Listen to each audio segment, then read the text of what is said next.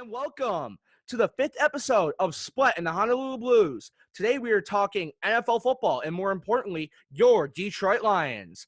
I am here with my two co-hosts, Billy Grusnick and Matt Pelage. How are you doing today, guys? Pop, I am doing awesome. It's first day of spring break. It's sunny out now. It was kind of snowing / hailing / about 5 different things earlier. But really excited to talk about some Detroit Lions football. Billy, how Yeah, are you? I'm doing great. Today Gretchen Whitmer extended our little stay at home, stay safe order thing. So, obviously it's not what we really wanted at this point, but nothing like getting your day to go in a better direction than talking about the Detroit lie downs. I mean, Indeed. come on. I couldn't agree more. So, before we get into that whole nightmare, we had some news come out in the past week that the draft will continue on April 23rd, but it will do so in a fully virtual format. And, Roger Goodell really stressed in his press conference that, to make sure that no team has an advantage, no personnel from any team will have any access between now and the NFL draft and during the NFL draft to their athletic facilities.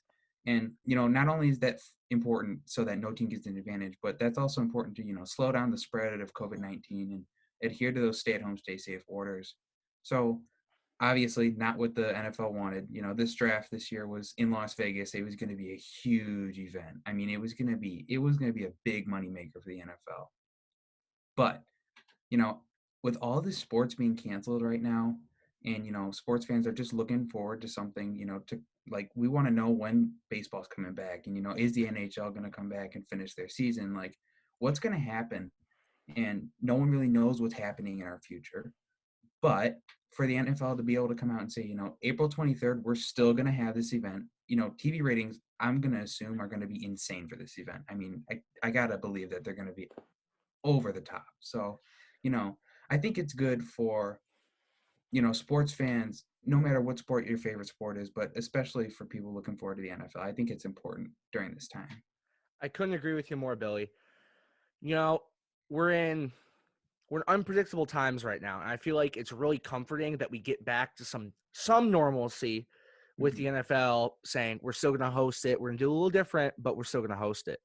Right. I feel like that's really good by the NFL to do that. And Roger Goodell. He did one thing right finally. Right. So, the NFL draft is, honestly, for people who are into scouting college athletes, it's one of, if not the most fun, events, because the NFL, you get, a regular season game for 17 weeks, right?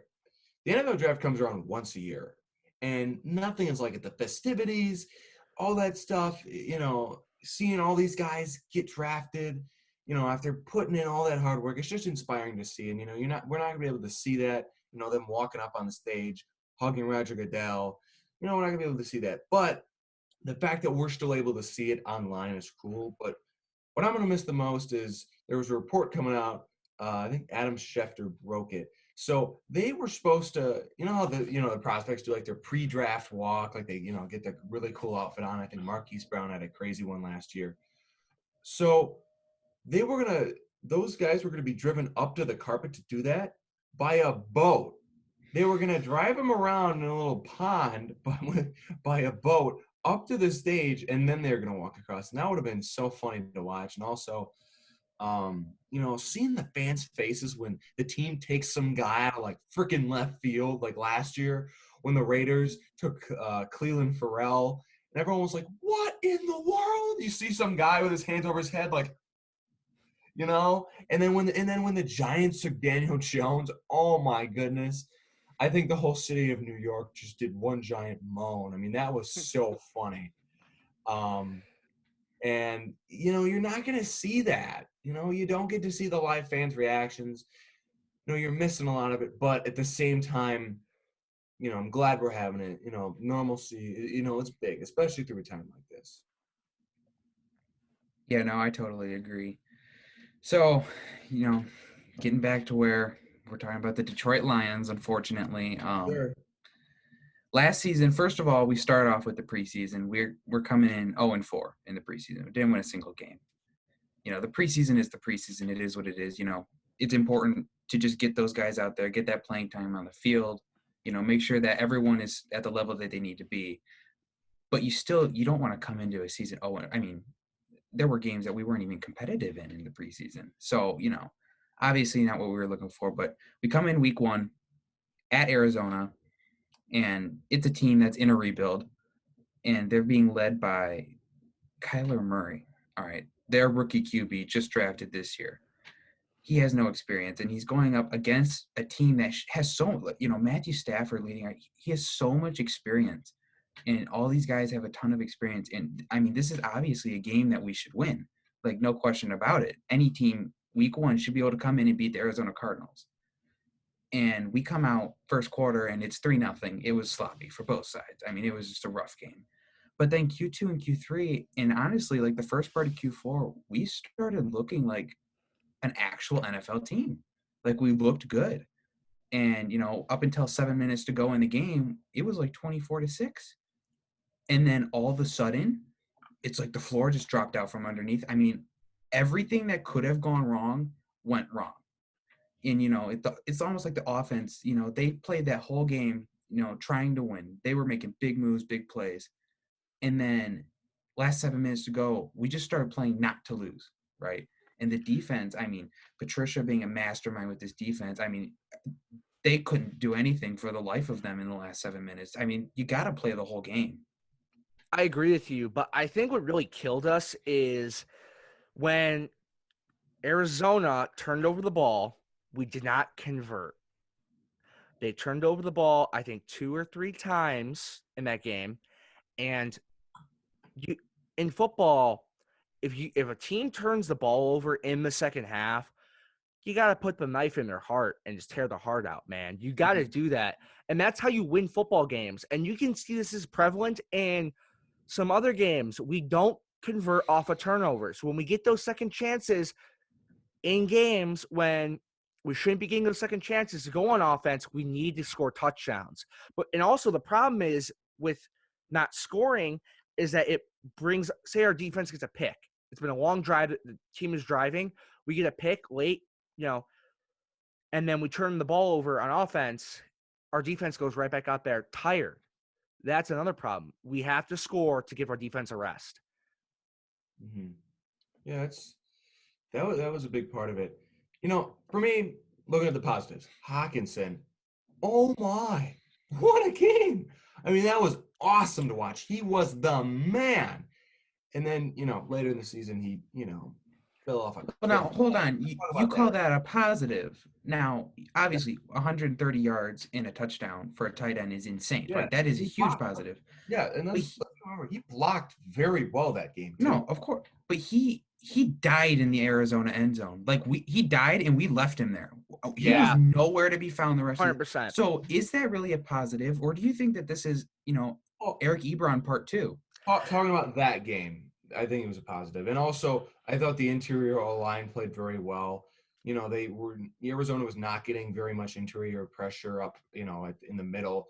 But then off the edges, I mean, Decker and Wagner really struggled. I mean, Jones and Decker and Wagner struggled all season. And this is, I think, one of the prevalent things why Matthew Stafford got hurt is because they struggled and the whole thing collapsed. Stafford began from right to the left, and he got shooken up and was down with a back injury the rest of the season. And I really think that O-line hurt us through the remainder of the year because we couldn't keep our quarterback upright. Mm-hmm. Yeah. So Suggs had 2 sacks, Jones had 1, but Jones had a bunch of pressures the whole game. And on the defensive side, why are our linebackers so slow? Oh my, our linebackers. And Christian Jones, I feel like I could run faster than them running backwards. I mean, holy cow, man. Cover someone. I think Matt Patricia could have covered David Johnson better than Christian Jones did. I mean, and Stafford in overtime. Dude, you can't throw that pass. He throws up a freaking lollipop. Yeah. But he was getting pressured. He was getting pressured, though. Yeah, but you can't throw That's that no back. excuse. You just Good can't throw quarterbacks like that with that experience, they clutch up in that situation and they get out of the pressure. My thing with Stafford is it seems like he's so scared to get out of the pocket. He kind of Yeah. just sits there and he lets everything collapse around him. And it's like, dude, move. Just move. Well, Just- you as a quarterback, you expect your O line to protect you, especially your right and left tackles. Those are your guardians of both sides of the line, and you need them to step up and make a play and block someone. We struggled the entire season. I think that's why Stafford was like, especially last year too. He got injured last year, you forget. So I think he was still like, crap, am I going to need to do something here? And that's why he was, a little shaky. And I think that's why he threw that ball is he tried to say, okay, guys, go make a play because we did have good wide receivers. But I do agree. The accuracy on that ball was shaky, but, he's trying to be I mean, there was no accuracy. It was just a lollipop to the back corner of the end zone, hoping that something happened. No, I'm talking about the one in overtime, the one that almost got picked off. It went through. If it was like. Oh, trailing- yeah. Yeah, Oh, I thought you were talking about the one in the back of the end zone. And he just threw it up there and it went right through the cornerback's hands. It was at like our own 30 or something. I mean, then that pass is ridiculous. You can't throw that pass. Guys, I don't know if our at home viewers can tell, but Pop is a lineman, and he talks like one too. He talks like a lineman coach. But, he's going to actually provide us a lot of insight with the linemen, their blocking teams and stuff like that. But moving on to this, or keeping with this Cardinals game, Stafford did throw 3 touchdowns, but we could not run the ball. Holy cow! Yeah, I mean that's something that's plagued this franchise forever. Kerryon Johnson, 3.1 yards per carry. C.J. Anderson, 3.2 yards per carry. And guys, when it comes down to it, when you're up 24-6 and you blow that lead, it just comes down to one thing at the end, the number one thing, and that's poor coaching. That is disgraceful. Mm-hmm. You're up 24-6. You can't blow that. Yeah. That is bad. Darrell Bevel. You know what? I love Darrell. Darrell is my man. Awesome offensive coordinator. Love him. You can't call a timeout on that play action pass. Stafford runs a play action pass, throws I think it was a screen or something to Ty Johnson or C.J. Anderson. First down. We're in field goal range. Kick the game-winning field goal. It's over, right? No. Darrell calls timeout. Yeah. Darrell calls timeout. I mean, it was bad. In the moment, you know what happened? Bucker. Mm-hmm. We blew it. Yeah. We choked. Exactly. Choked. Indeed. So frustrating. No, it was horrible. Woo! So, Blown off right there. Oh, boy. We walk out of Arizona. Arizona ends up finishing, I've got 5-10-1. Obviously not a great season for them either. We finished worse than them, though. So, Yes, sir. Number 3 pick. I mean, call it what it is. Yeah, but we're going to trade out of that. So you already know how that's going to go. So anyway, we come in week 2, first home game. We're playing the Chargers, right? And first of all, this is a Chargers team that, let's talk about this. I mean, their home games were away games. I mean, it was horrible for them. So they had to play the whole season on the road. And, they come to Detroit, and it was an ugly game. I mean, 13-10 final. I mean, that is an ugly game. A lot of mistakes by both teams. To me, when I'm looking at this game, a win is a win. But, I mean, I've got, we were gifted a fumble by Austin Eckler on the 1-yard line. Yeah. That's a touchdown. Right? And the Chargers missed 3 field goals. 3 field goals.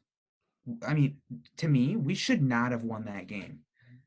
But yeah, you know what? I'm actually gonna speak this because I was actually at that game, and this is gonna make you guys laugh. So, I love to be there every single play of the game. I do not like leaving my seat. That's just my thing. But unfortunately, I had to use the men's room very badly. So I go to use the men's room, right? Nothing's going to happen, right?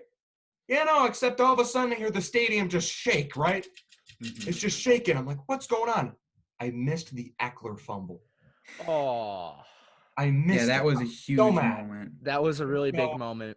Yeah, and so, I did watch it, in replay. They were showing a bunch of replays of it. But, I'm going to give Patricia some credit here. I mean, I know there was some things, but we have to understand here, that's a decent offense. I mean, you got Rivers, Eckler's a good back. Let's not deny it. He's a decent rusher, but very good receiver. He's got a mediocre O-line, but they got Williams and Allen. That's a very tough duo. And you know what? He put up a good game plan. I mean, you have to understand we kind of set them up in field goal range. I mean, Stafford threw a bad interception. Has thrown 2 interceptions that game. So he did set them up. So some of those missed field goals were because of the offense.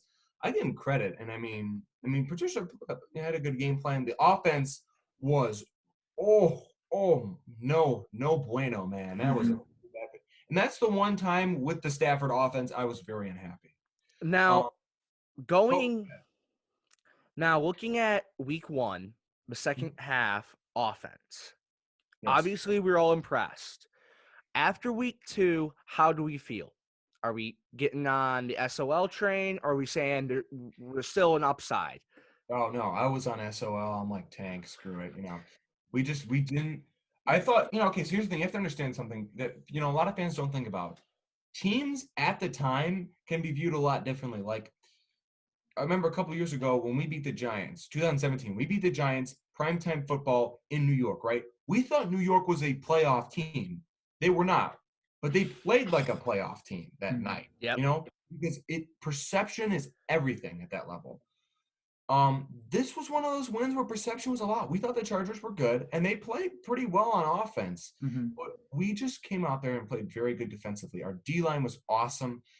Our secondary was good. Slay got lit up a little bit in the first half, but he was a machine in the fourth quarter. I was right down by where he made that interception. That was one of the best plays I've ever seen Darius Slay make. I was kind of impressed with that game defensively, but offensively, that was terrible. You can't only score 13 points against that defense. That is not a I totally agree with that. But last year, not so much. Yeah, no, I agree. I was on the SOL train, and that kind of continued for me through week 3 too. Week 3 at Philly, that was a win. All right, we ended up winning that game. But now listen here. We were on the road in Philly. Obviously, it's a tough place to play, and Philly ends up going to the play. They went 9-7. They went to the playoffs. They might have gone further, but unfortunately, Carson Wentz got hurt very early in the playoff game. They got eliminated. But again, we go into that game. They have no Deshaun Jackson. They have no Alshon Jeffrey, and Dallas Goedert. I mean, he dropped 6 balls. He didn't catch a single ball the entire game. Those are your top 3 receivers. And you managed to go in there and you only win by 3 points. Right. 3 points. That's it. Now, I get it. There's 2 sides to this. First, there's the side of, guys, we're 2-0-1. This is a Lions team that sucked last season. Technically we're undefeated. This is, there's people sitting here saying, this is a legitimately good team. And we're heading into Kansas City with momentum. And Kansas City at this point they were undefeated. I mean, they looked virtually unbeatable. I mean, it was bad. But then there's the side that, I come from, SOL. We were gifted. We should not have tied against the Cardinals. We should have lost. We did not deserve to tie that game. Then we walk into, the Chargers, and they miss 3 field goals, and they give you a fumble on the 1-yard line, and you win by 3 points. Any other team is going to crush that team. And you go into Philly, and their first 3 receivers, 2 of them are out, and one of them is basically useless. I can't see how you can sit here and you can say, that this is a good Lions team at this point. You can be skeptical, but I think at that point you still, I at least take an approach of SOL. We should be 0-3 coming toward a first round pick in the NFL draft at this point. That's actually a very good argument. I'll give you credit. Very good argument. Here's the thing. It is very difficult to win on the road in the NFL. We all know that, right? Especially in Philly. Exactly. Especially in Philly. Not only that, we were missing Daniels, Hand. That was for the Packers game. Sorry. You weren't missing much for the Eagles game. But the thing is, they still have Ertz. They still have Aguilar. They still have that O-line, which is loaded. And Goddard, I think they dropped 6 balls total. I don't think Goddard alone dropped 6 balls. I think he would be. Goddard dropped a lot, and I remember notably he dropped a pass or a wide open touchdown. That was he single-handedly was trying to lose that game. Yeah, let's call it what it is. Yeah, but here's the thing: to score 27 points against that defense in that environment is tough, man. I mean, I'm going to give credit where it's due. Frank Ragnow was a freaking tank. That guy bullied Philly. Fletcher Cox got mauled, and then he got injured. And then they put Timmy Jernigan against him, and he got mauled. I mean, Ragnow was a bully, man. And Pop, as a lineman, you can respect a performance like he had. Indeed. Yeah, and they gave up 0 sacks. They gave up 0 sacks. So you can't say that the O-line played really bad. But then again, they couldn't run the ball. You got to run the ball if you're going to put a team away. That's the biggest thing the Lions need to work on, especially going into this draft and looking at last year. They're trying to do it the Patriot way. The Patriot way is smash mouth football, and then we're going to throw the ball deep. That's the way they do it. It's been prevalent throughout their Super Bowl wins. The problem is we don't have a good enough O-line where we can pound the ball down people's throats, okay? We only ran for 44 yards, and that was J.D. McKisson. Okay, I'm sorry, 44 yards, if you're going to try to do it the Patriot way, that's not enough. I need 130 to 125 yards to convince me that we're going to start being serious about the run game. You know how many yards that 44 – you know how many carries that 44 yards was on? How many? 1. That was 1 sweep. 1. See, that's ridiculous. That's – I mean, good run, 44 yards run. That's a great run. But we need to do that consistently throughout the game. Yeah, and Anderson, he played so bad. Why do we keep picking up old dudes who just, they're decent the year before, and then they come to our team, and it's like, I just picked up a guy. I just picked up Hope College's running back. Like, Hey, don't you dare harp on my boy. He won a rushing title this year. Don't harp on my boy, man. You know what? Now we got to get him on the show. No. The reason why that C.J. Anderson sucks is because the Lions' offensive line with rushing is non-existent, okay? That's a problem. We might be okay protecting Stafford, but we need to run the ball to close out games. We can't do that, and that is a major problem that I think, honestly, I would take a lineman at a higher pick than I would pretty much anyone else on offense. Maybe I'll even take a running back to kind of equal it out, but we need an offensive lineman, an interior guy, or maybe even a left or right tackle who can set the edge. And the problem is we thought Hawkinson would set the edge more. There was a play that I watched like 5 or 6 times on the highlight reels that I was laughing at because all he would do is hop up and down blocking someone while they were run blocking. I'm like, no, you're an NFL tight end. Dig your feet in and move that guy downfield. You're supposed to be Rob Gronkowski. Move people like Gronk and catch footballs like Gronk. Don't be weak and hop up and down when we're running the football. Dig your feet in the ground and push people. That was our biggest problem throughout the entire season and why we couldn't put away teams. Yeah. You know what? I'd love to debate with you, but I can't. What you just said is just 100% truth. That is a very good take. I think that, we need – and you know what? We're going to talk about that more next week with free agency, but we got to get some run blocking guys. But, kind of back to the game, I want to talk about another guy who played well. And at this point, everyone was so upset with this guy because he had played so bad the first 2 weeks. We spent $18 million a year on him, $90 million total. That's Trey Flowers. Trey Flowers had 8 tackles and a sack against that O-line, against Lane Johnson, one of the best tackles in the NFL. He balled. But a lot of the defense did not ball because you had a bunch of, street kids playing, receiver, guys that, they Howie Roseman's on his way to the stadium. He sees, passes by a local high school. He's like, hey, you want to come play wide receiver for me today?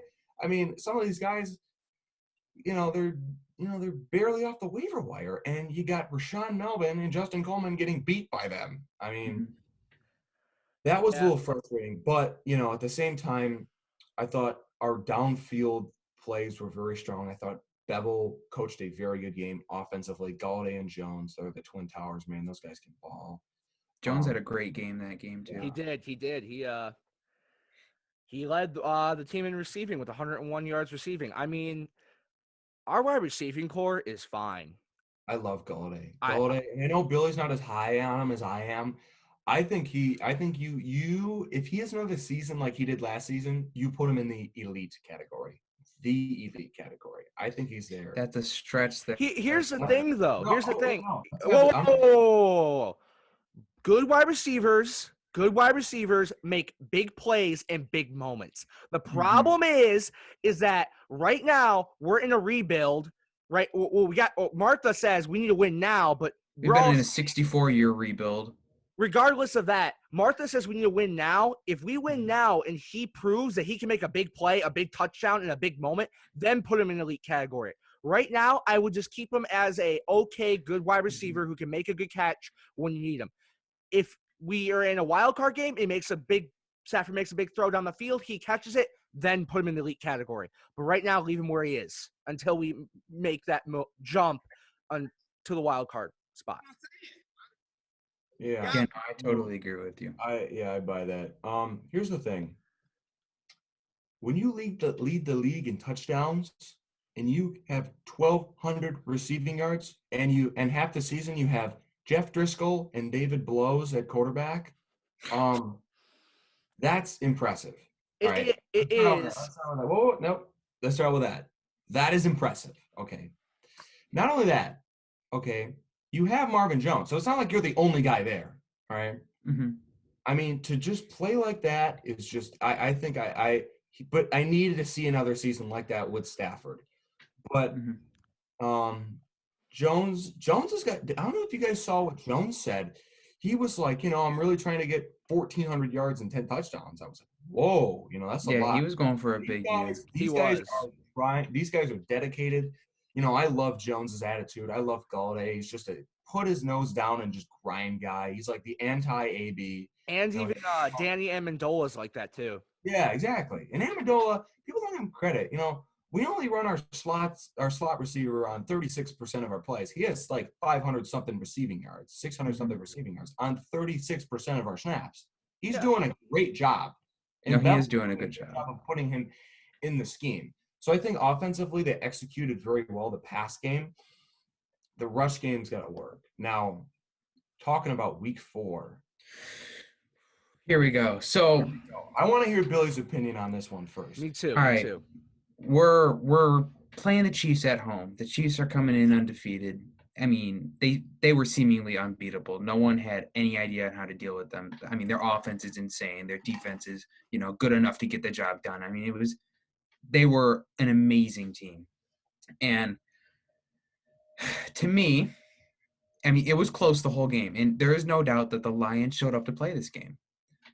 Now, my question is did the Chiefs, I think a part of me thinks that the Chiefs didn't show up to play this game. And that's why we kept it so close. I want you to just listen to this really quick. Kansas City had a missed field goal and 3 fumbles in that game. Those 3 fumbles, 2 of them came within like 5 minutes of each other. Now, on pretty much all of those fumbles and the missed field goal, we did not capitalize at all. And with the whole stretch with the 5 minutes of the 2 fumbles, we fumbled the ball back 2 more times. We fumbled one of them on the 1-yard line. It was returned 100 yards the other way for a touchdown for the Chiefs. I mean, it was pitiful. We lost points on turnover. We had them turn the ball over twice in their own territory, and we lost horrible. 7 points. My thoughts on this game are, yes, the Lions showed that they can be a good team when they're not, stupid, but you can't make mistakes like that. And that's the part of me that keeps bringing it back to like SOL. Like, this is just such a Lion-esque way to choke a game out. I mean, I can't tell you how many times we can just choke these. I mean, we had the win right in our hands and we choked. I mean, there's no other way to put it.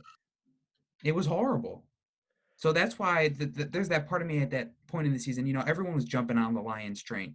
I mean, for once we were mentioned on Good Morning Football. They were actually talking about the Detroit Lions. Wow. And everyone's like, oh, this is a good team. We're heading into a bye. We're we're tied with the Packers to get that Here- first spot. Like, we're a legitimate team. Here's the But thing. there was that part of me at that point that was like, no, I still can't believe in this team. Here's the thing, though. The 2 turnovers that cost us points, a good coach would say to his players, calm down, okay? He would say, it's not the end of the world. We can still come back. And he would say after the first fumble, you need to stop doing this. Secure the ball, protect it. See, Andy Reid is a good coach, and he did that, but they still fumbled again. But I feel like Matt Patricia didn't say anything. I felt like he just let it play out, and he'll scold his players afterwards. And that's what he kind of did. We saw with Darius Slay that he would scold his players after the game in front of everyone. A good coach would address his team and say, guys, you call a timeout and say, guys, calm down, okay? It's not, stop playing. We need, he would address the score, what it is. He would say how it is. I think that's a good coach, what he would do. I felt like Andy Reid did that. I feel like Matt Patricia isn't at that level where it has that respect from his players where he can do that. I feel like, Well, I think at this point we've established that Patricia, he's not a good coach. He just really isn't. He's not a good head coach. He cannot lead this team. he's Now, not. Pop, what I want to know is at this point in the season, obviously we had no idea, the absolute just mayhem that was to come the next few weeks. Mhm. But at that point in the season, in your mind, was this a good Detroit Lions? Was this a team that you think could make a playoff run? Maybe. The reason why I say maybe is that we showed promise. The 2 fumbles hurt, man. I was very upset when they called that touchdown, the second one. I was really upset. But I saw potential in Stafford, the receiving core, and the defense was playing okay. And then if we had enough faith in Patricia and see what he did with the Patriots defense in the past, I feel like he could have turned it around. But once Stafford got injured, everything went to, H double hockey stick in a handbasket. It was. I think terrible. it happened before Stafford got injured, but we'll get to that. Splat, what are your thoughts? So, looking at this game, I'm gonna be honest with you. After this game, you asked if I thought the Lions were a playoff contender or not. My answer, 100% yes. I thought they were. Do you understand how good the team we played was? Now I understand Mahomes didn't play his best game, but I don't think anyone on the Chiefs played a very good game. Kelsey we played sit here at week 2 and 3, and I still go back to those first 2. We won by 3 points to team. We should have crushed those teams. And a playoff contending team, especially with how competitive our division is. There's no denying we are in one of the most competitive divisions. The Vikings, the Packers, the Bears. They're all good teams. The Bears, not so much last year, but that is what it is. Mm-hmm. To only beat those teams by 3 points and then to come into here and choke like that, you can't call this a playoff team. A playoff, you just can't. I'm going to tell you why you can. Here's the thing. As I said, you're playing that great team, but you talk about how they blew opportunities. We had some fluky plays. When will you ever see Kerryon Johnson lose his mind and extend the ball while at the 2 while not on the ground yet? I almost. It was traditional. It was traditional Lions. And then Stafford with one of the least athletic plays I have ever seen in my life ever, with just running around and just drops the ball and Kansas City jumps on it. He was hey. He was under pressure. If he wasn't, he can't fumble the ball like that. But, what the hell was that? He's trying to remain upright, man. The man's don't drop the ball. It's simple. I know it's simple, but when you're put in that moment, when you have 300-pound guys running at you, looking to knock you on the ground, you're running, and sometimes you lose some stuff. And he lost the football. True. He lose some stuff. I'm holding this glass right now. If I drop it, it's gonna shatter. Okay. You know why I'm not gonna drop it? Because bad things are gonna happen if I do. You don't just drop stuff. You don't just fumble the ball. You got to hang on to it. You got to take the sack and take the points. Mm-hmm. But he tried to make a play, tried to do something stupid, and he dropped the ball. And then Kerryon, I don't even know I can't even deal with that. And that argument, and I know, Splat, you're going to disagree with me big time here, but I'm going to bring it up anyway because I like a good argument. what you just brought up kind of proves my point. I don't think Stafford's a good quarterback.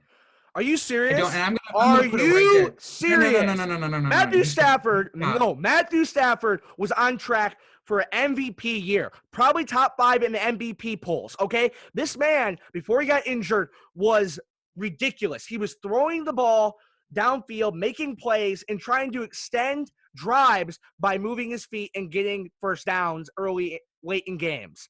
In moments that you need a quarterback to clutch up, he does not. A good quarterback has defining. No. Look You at stop. Patrick Mahomes. Look at Patrick Mahomes in the Super Bowl. He threw picks. Okay, you want a good quarterback to clutch up? And then in a moment when he did, he got it back together and he led the team to a victory. Yes, like Matthew Stafford has done time and time again in the fourth quarter with fourth quarter drives to win games, okay? Matthew Stafford cannot make big plays. He cannot have big moments. And to me, it's going to get so much worse through these next years. I think he's on his downslope. I disagree. I think he's going to come back ready to go, gunslinging like he always has, and he's going to make plays, and he's going to be a really good quarterback for us. But for you to be on a team, and I want you to just think back to our team that we've had in the past. Your quarterback that at one point had Calvin Johnson. I mean, let's just remember this for a second. Calvin Johnson, you wasted that man's career. You gave him nothing. You had Nate Burleson, who is a pretty good receiver. Yeah. You gave him nothing. Dude, he's like when you have Calvin Johnson, Nate Burleson, and Titus Young as your receiver, and you can't make it into the playoffs. No, that's your defense, Titus Young. No. When you can't even make it into the playoffs, you can't even be a part of that talk. Like Billy, that's disgraceful. William, listen to me, okay? One man doesn't make a team, okay? One man doesn't make a team. We need a team around these guys. We need a good defense and a good offense. The problem with those teams is, like today, we can't run the ball, okay? We need to run the ball sometimes. I'm getting sick and tired of hearing, run the ball each year. And then we finally get a good running back in Jonathan Best a few years back. He gets hurt because we can't protect him because he got all those concussions.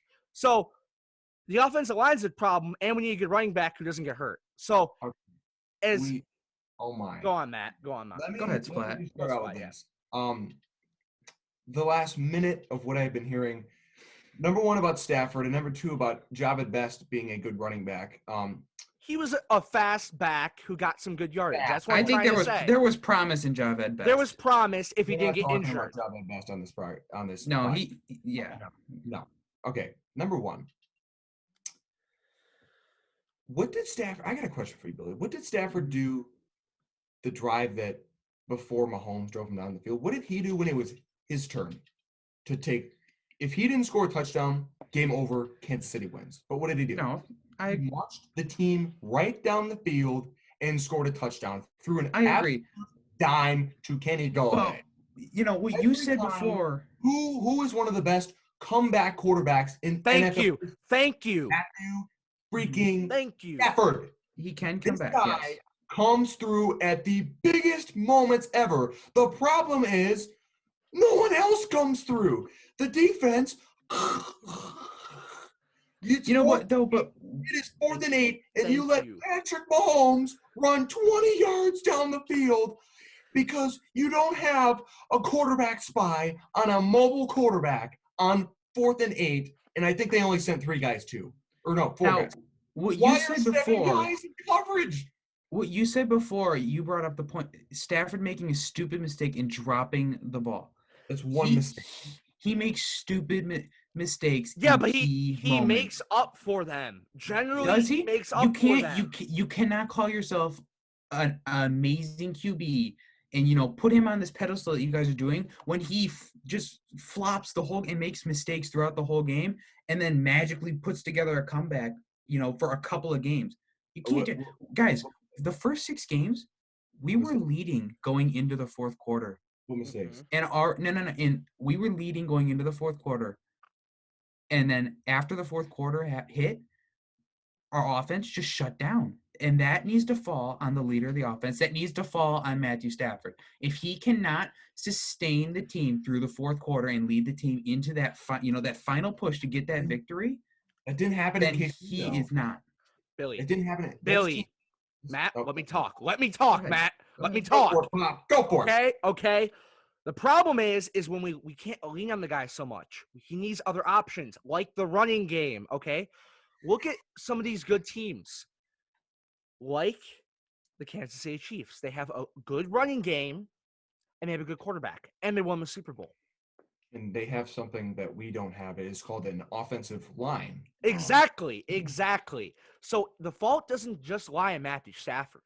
It's other places. Sure, Stafford might lead the offense. He's the quarterback. He's the guy.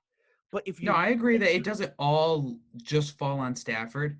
okay, I just okay. don't. I think people in Detroit, we put Stafford on this pedestal. I go back to my point. When you're in 6 games and you're going into the fourth quarter and you're leading, and you choke like that, yes, of course, the defense. I mean, it was horrible to say the least.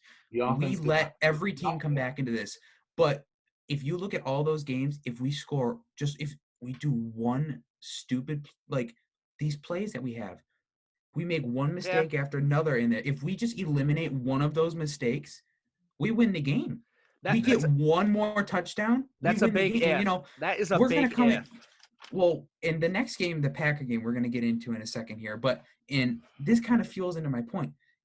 I'm gonna say this really quick before we get into it, guys. 5 field goals. 5 field goals. You know what? Hey, all right. And Matthew Stafford was given that Monday night game on a silver platter, and he didn't capitalize. And you can blame the play calling. You can blame whatever it is you want to blame. That's not on the defense. That was on Matthew Stafford. No, it's on on the offense. It's on the offense as a whole. You're blaming one person for our mistakes. I disagree with you. So let's move into the Green Bay game because this is this is going to go on forever. I agree with Billy. Before we go to Green Bay, I just gotta understand something. I was just telling you something. The defense choked.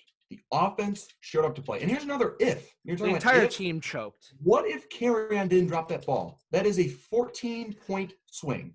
14 points. Yeah. Because they don't return it, and we score the touchdown. That is a 14-point swing. Yep. All right. The offense showed up to play. The defense did not. Great QBs overcome balls that are dropped like that. They played very well in the first half. The second half was very bad. Not good. Great QBs that we make Stafford out to be can overcome things that other people do on their team. They just can. Okay. And I don't think you can put it on. I don't think you can put Stafford on this pedestal like we do. Okay. But we disagree, so that's what it is. Yeah, that's what it is. We discussed it for about 10 minutes. You know what? It's life. Yeah. So week 6, Monday night, Green Bay. I was at the game, and first of all, I gotta say, if anyone ever gets a chance to go to Lambeau Field, especially on a night game, that is the coolest thing I've ever been a part of in my entire life. Yeah. It was outstanding. And there were Lions fans everywhere. So, you could clearly tell that we were coming in on some momentum, even though we lost to the Chiefs. We were coming in on momentum, coming out of the bye. We were getting – there's no doubt about it. We were considered at that point a good team. Now, for the Packers, they come in without Devontae Adams. That is their key guy. Now, I want you to listen to the starting wide receivers. Marquez Valdez-Scantling. Solid number 2, but go on. Geronimo Allison. Okay. Now, I just want you to just let that sink in for a little bit. I can't even pronounce the last guy's name because no one has ever seen him. Just try it. Just try it. I can't even do it.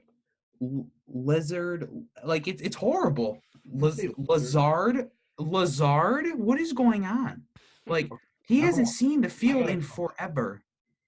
Who the hell is Alan Lazard, and why is he beating our $9 million? He's shredding no. We're gonna get into that. So, there's 2 sides to this game. There's two sides to this. So first of all, let's get into the game. The first play is a flea flicker. It ends up in Galladay's hands down the field. We end up on the 15-yard line. Guys, we settled for a field goal. Stafford, again, getting into my point.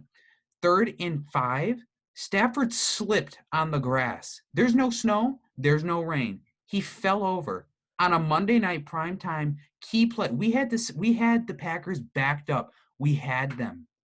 And you slip and you fall. Guys, Packer fans around me were laughing.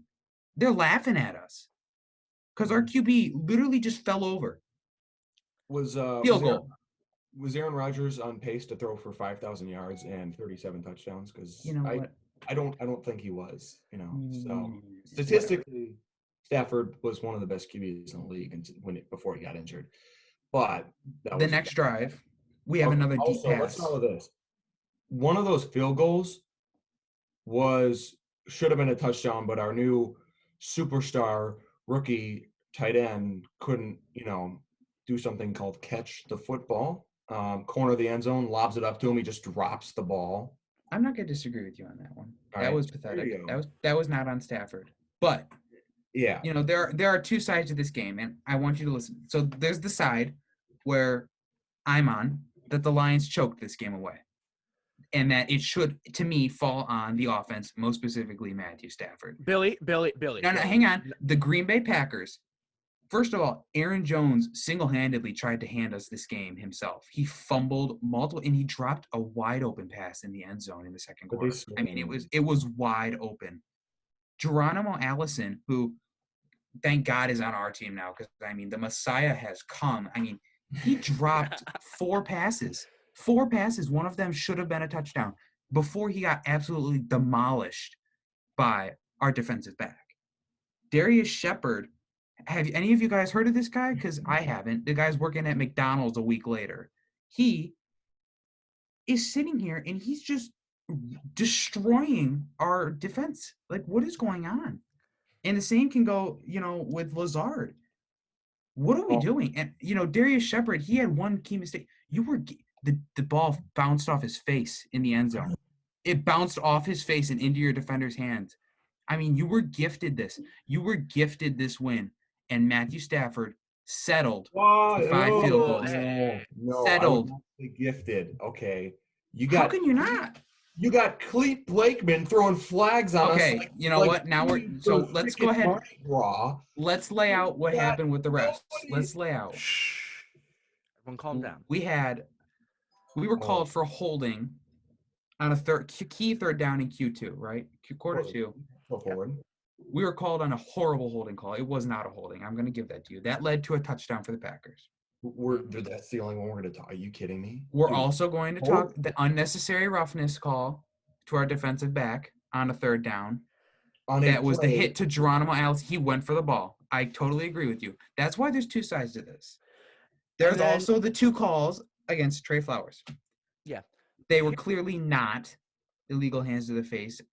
I have no idea what is wrong with those referees, but that's why we came out, everyone was going into that game thinking, this is where we're really going to find out what this Detroit team is about. Here's the thing. We were coming out of it, and it was like, we still don't know because, we lost. And there's no doubt about you can't settle for 5 field goals. You just can't do it. But we got screwed. We got screwed. Yeah. And I'm not going to argue that. There's not much you can say about that. So I'm going to let you guys go. You know how I stand, but go ahead. Okay. I'm just going to jump on the Matthew Stafford comment earlier. Mm-hmm. So his rival quarterback, Aaron Rodgers, threw 1 interception. But here's the thing. Matthew Stafford had completed less passes and didn't score 2 touchdowns like Aaron Rodgers threw 4. But here's the thing. I'm starting to see what you're seeing. And then I look at the running backs. Kerryon Johnson, 13 carries for 34 yards. Mm-hmm. Jay Williams. No, the running game, Jamal Williams, yeah. Jamal Williams, 14 carries for 104 yards. You see how much a running back could help? A good running back could help a good quarterback like an Aaron Rodgers or even a Matthew Stafford. I can agree with that, but I can't see how you can make Matthew Stafford to be this elite quarterback when he's let's get this correct. And this is going to be brutally honest for everyone here. We've had no playoff success. An elite quarterback has something to show for his success. Yeah, but the team Now, around him and hasn't you- been good. The team around you're saying what you're doing is you're putting the blame on Matthew Stafford and not looking at the elephant in the room. Guys, The team is big. The team is bigger than just one person. Okay, that's what you're not understanding. The elephant in the room is the Detroit Lions. You're trying to make it out to look like Matthew Stafford. When the team isn't around him, isn't good. A good quarterback will make players better. A good quarterback will make players better, but he cannot make them to a playoff caliber team. Okay. When you settle for 5 field goals and you get 1 touchdown in that game, and that 1 touchdown's a rushing touchdown, you cannot say that does not fall on your quarterback. An elite quarterback like we make Stafford out to be and pay him to be would make a play. Whether his team around him is good or not, he makes a play, and Stafford does not. He chokes. He chokes time and time again. It's SOL. That's what it is. That's what it's always been. Matt, Stafford cannot lead this team. That's why, please help me out. going back to the draft here now, help me out. You know, that's why Tua this year is so important, I think, to me, because we need a change. We need a change. You really think Tua Tagovailoa with a hip injury last year is going to help us more than Matthew Stafford will this year? Guys, we can't just sit here and give Stafford another opportunity. How long has Stafford been with us? We've done nothing. Billy, we've done nothing. Billy, hold up. Mm-hmm. Okay. Say we do the same thing we do this year. We get, or even worse, we win no games. 0-16 again. I puke. No. Then I'll give you the okay, pull the quarterback trigger. And it's too late. Get an even better talent in Trevor Lawrence. We won't be there. You think Tua is good? Check out Trevor. Pop, I'm telling you right now, we won't be there next year. We pull out this first round pick, we're going to get someone good, or we're going to get multiple people good because we're going to trade, right? We're not going to lose every game next year. This is our opportunity. This is it. To me, this is it for 5 years. This is it. 5 years? You blow this now, you lose everything. I think we need to move on from Stafford because, okay, you know what? You may make the argument, you know what? If we did move on to Stafford, I'd be interested to see if he went to another team. I'd be interested to see what happens because that would really prove if this is an organizational and team issue. Yeah. 100%. Or if this is a Stafford issue. You would succeed 100%. Okay, let me get into the Packers game because this has been this game has been a very Pop Billy heavy segment. So yeah, here's the thing. You look defensively. First half, awesome. Great. I mean, Matt LaFleur looked like he was watching something. He didn't know what the heck was going on, man. I got to say, that stadium was silent after that first quarter. Lions fans were going crazy. I was impressed. Then the second half came around, and you got guys who you just paid $9 million, like Justin Coleman, getting smoked by undrafted like 6th round. I don't know when Alan Lazard was drafted, if he was at all, getting beat by guys like Alan Lazard when we need them to play defense. It was pathetic. Stafford, I will say this, part of the blame goes on Stafford. You can't kick 5 field goals. You can't, it's unacceptable. You can't do it. But to say that Stafford, you can make an argument Stafford's not an elite quarterback. That's my argument. I think earlier I said he wasn't a good quarterback. I take that back. Stafford last year was an elite quarterback. 18 touchdowns, 4 picks, the yards he put up, the way that offense moved, despite the lack of a good offensive line, you can't say that he was not. And a run game. Don't forget the run game. Yeah, exactly. So the thing is, defensively, we had a historically bad defense. Historically. Now, against Green Bay, they played well, but the problem was, guys, against most teams in those first 6 games, they played well. I mean, let's be real here. You held the Chargers to 10 points. Kyler Murray didn't score anything until the last 7 minutes of the game where he had 6 points on the board. You held the Eagles in that high-octane offense. You held them to keep your team competitive. And Stafford couldn't. I'm going to let you go because I know I'm going to get yelled at if I say it. That's on Patricia. Do you know why that's on Patricia? Because Patricia can come out and make a great game plan. I've seen it happen over the course of this season and last season. There were games where he came out with an awesome game plan. And the past 14 years with the Patriots. But in-game adjustments you can tell that's where Belichick came in, because when it comes to it, down to it, Patricia just is not there. He cannot make the adjustments he needs to make. And Now, that was Stafford, and yes, you going back to can't, my other points too. yeah, you can't kick 5 field goals, but he's still playing throughout that stretch great football. The defense is not giving him any help except for the Chargers game. I'll give him credit.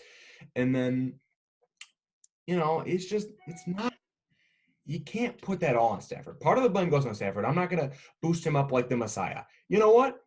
He blew it. He blew red zone opportunities. He did.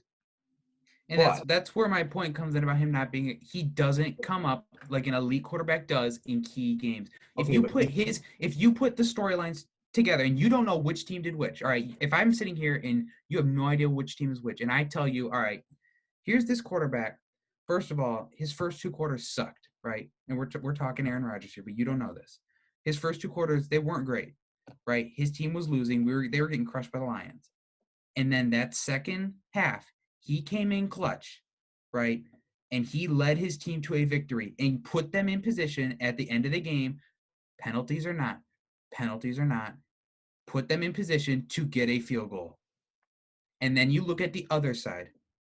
This guy who throws 2 amazing downfield plays, but doesn't get a single touchdown out of it, passing touchdown out of it.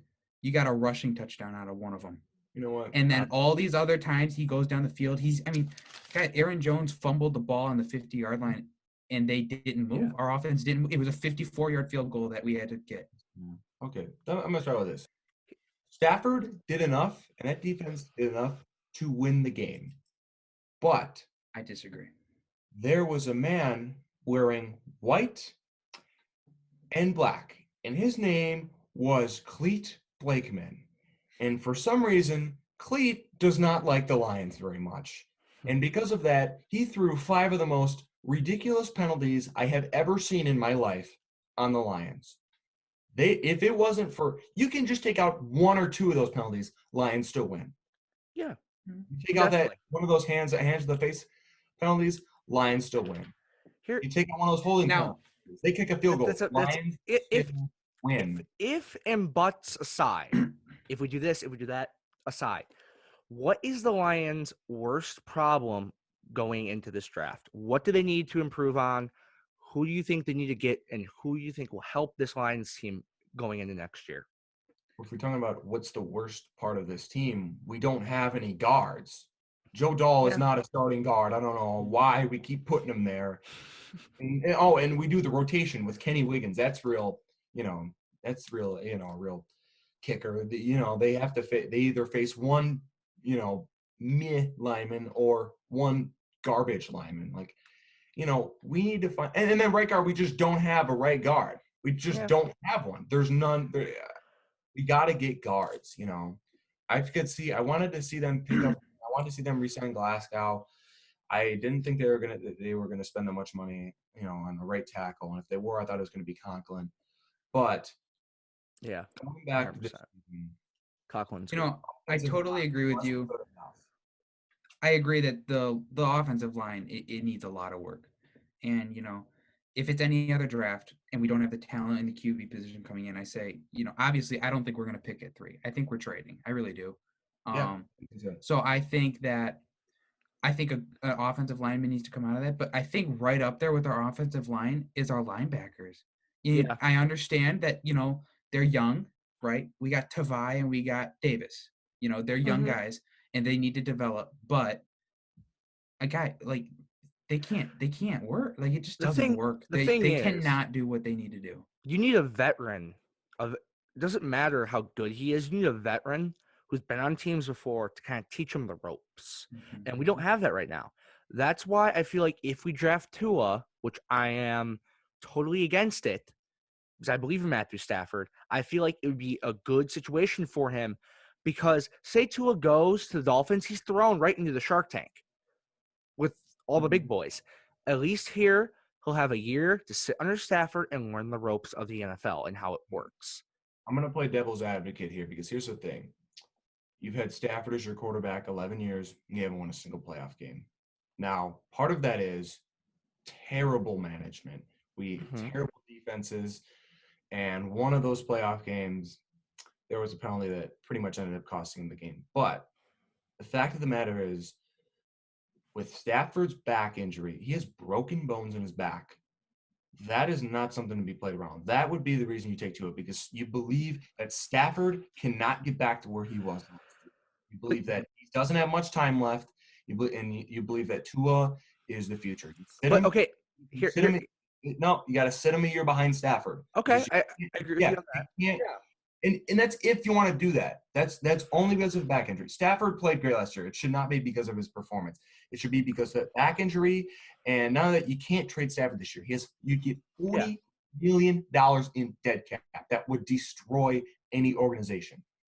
Mm-hmm. But I mean, you look at the way he played. When he played last year, he was great.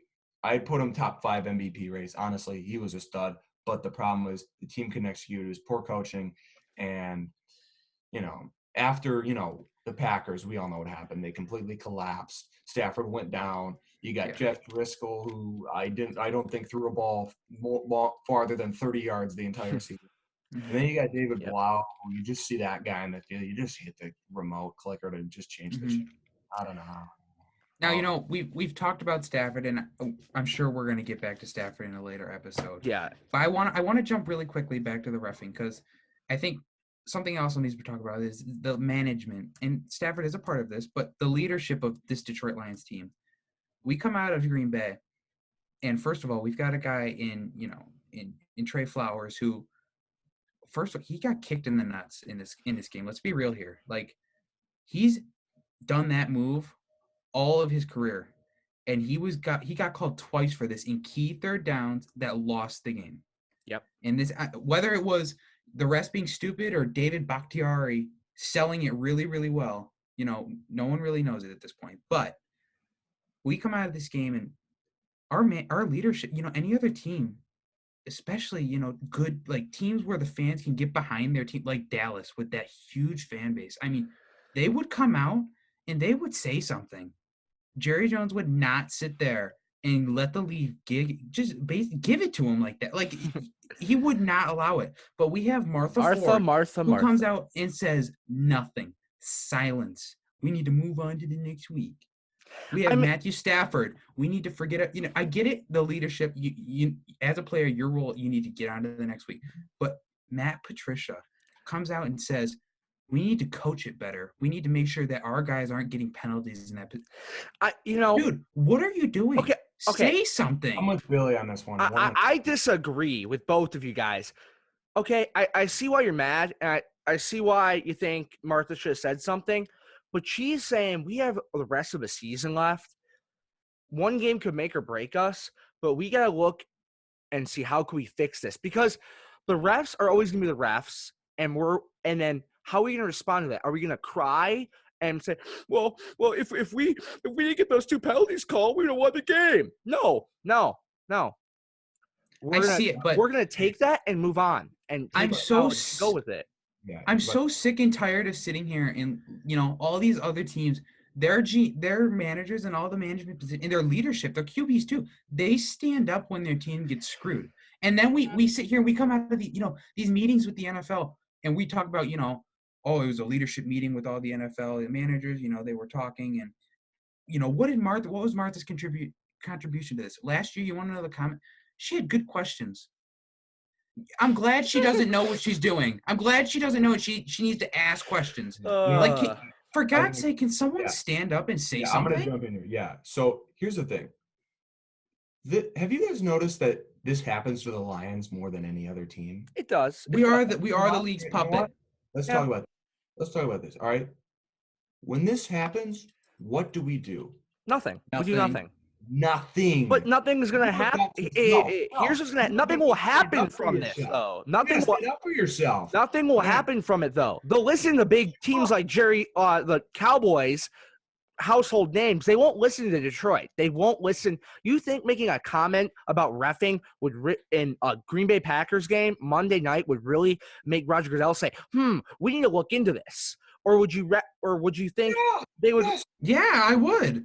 I Any see it other different. team, I We think- are a terrible team. Why would they give us any sight of day? The NFL You know what, is, though? we have favorite teams. The NFL, Roger Goodell has favorite teams. He'll do anything for the Cowboys to keep Jerry Okay, Jones happy. And a part of that Anything needs to for the fall on Saints. us. A part of that needs to fall on us as fans, because we sit here and every week we pack Ford Field and Yeah. we support this team, and it's abysmal. It's horrible. Yeah. And we keep going. When you look at teams that's Washington, their stadium's empty. They are forced to You know make what? change. No, If you that's- force Billy, the Billy, GM and it's the that league pure to make Michigan change. video. It's the pure Michigan video. Guys, I'm gonna every puke, single like, every single week. It's the pure Michigan video. You know It's what video I'm talking horrible. about? Yeah. Here's the thing. Every time this happens, we do nothing. Our Exactly. quarterback does nothing. Our coach does nothing. Our owner does nothing. Do you remember what happened? No, I get it. It was the NFC Championship, huge game, right? Okay. Do you remember what happened? What the Saints did when that happened? Mhm. The Saints threw a freaking tantrum Exactly. from the janitor to the owner, and you know what happened? And something happened. They made a changed the new rule book. They now review pass interference. They made a new huge rule. You know what happens when we have something happen? We sit there and we do nothing. Nothing. You have got to stand up for yourself. You can't just sit there and take that again and again and again. With Dallas, I mean, that was the number one example. Seattle with the Calvin Johnson, and now this. You've got to say something. And we Yeah. cannot sit That's here my and, point. as a fan base, Here- keep packing Ford Field for one, a team that does I nothing, agree. and two, a team that gets bent over by the league time after time, and we keep giving our money to this league. We can't have it happening. I get it. You know, it's our sports team. We have to be there to support. It's a part of being a part of that city. You're never going But you're never going to. You're going to be the league's puppet until you say something and stand up. Indeed. Well, that seems like a wrap for this video. Thank you. Thank you for joining in. It was awesome. It was amazing. Thanks for all the fans for tuning in to watch this video. Our future schedule is we're moving hockey to Monday because of Easter Sunday. I don't want to disrupt people's family time on Easter. Tomorrow we got hoops, right? Tomorrow we got hoops, man. Tomorrow is the NBA. So Yes, sir. tune in soon. And as always, stay healthy. And stay classy.